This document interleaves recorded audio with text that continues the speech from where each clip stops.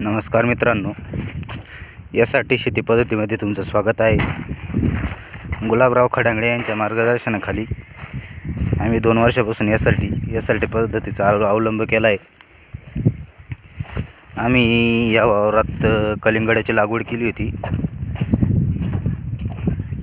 कलिंगड हे पहिलं पीक होतं आणि त्याच्यानंतर भुईमुगाची लागवड केली आहे। हे भुईमुगाचे झाड आहे।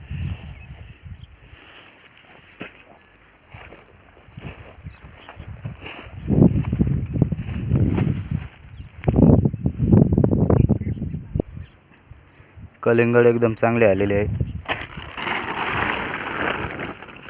हे कलिंगड आहे।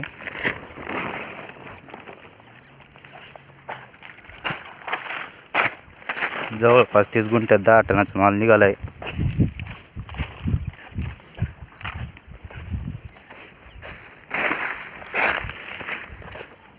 आम्ही करतो, तुम्ही करा यासाठी शेती।